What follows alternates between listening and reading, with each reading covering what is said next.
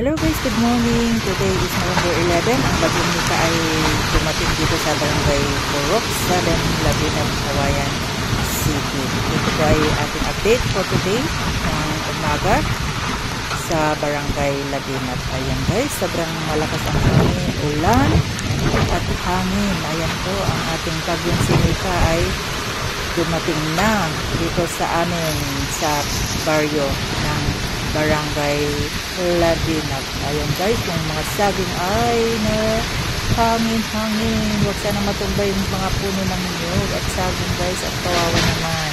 Kasi napapakinabangan natin yung mga protes ng saging guys, pati yung niyog. Sana hindi matumbay yung mga pananim ng niyog, yung mga tita. Ayan, yung mga saging guys.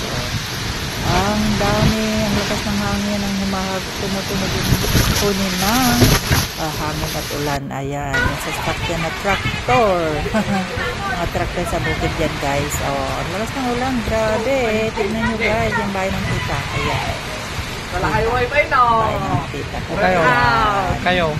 Meron ba? Ayan sila guys, sobrang basa. Dito guys, hindi naabot ng tubig na ito. Yung mataas dito sa amin, dito sa barrio namin dito. Ayan yung bahay ng tita, oh. Oh, grabe ang lakas ng ulan, grabe ang lakas ng hangin. Ingat pa kayong lahat dyan. Mag-iingat pa tayong lahat. Ayan, ang bahay ng tita ko, guys. Ayan, ang lakas ng ulan, grabe. Ayan, yun. Lakas ng ulan, grabe guys. Ayan din, mag-iingat pa tayong lahat. Ang bagong Nika ay dumating na. Tignan nyo guys, yung bahay ng tita. Grabe, ang ulan. Plus natin ang ating family member dito sa ating higit sa bahay sa ating sa Purok 7. Ayan o, grabe guys. Ayan o, tignan nyo guys. Ang mga bahay ay ulan na. Ang lakas ng ulan.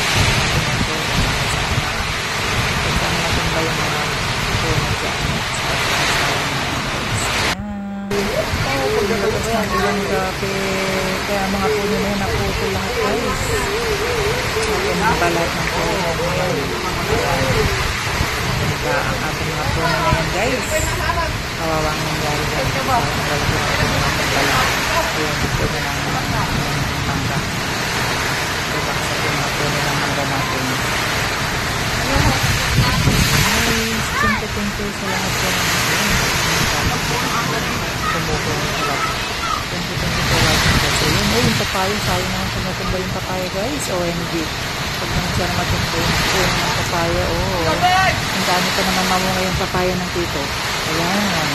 Dahil nila guys, sobrang ayan guys, linis sila ng mga punong natumba yung mga puno at kailangang putulin para makadaan yung mga sasakyan namin. Ayan yung puno ng goyabano, puno ng mangga ay natumba guys. Ayan, linis ang ating mga tito.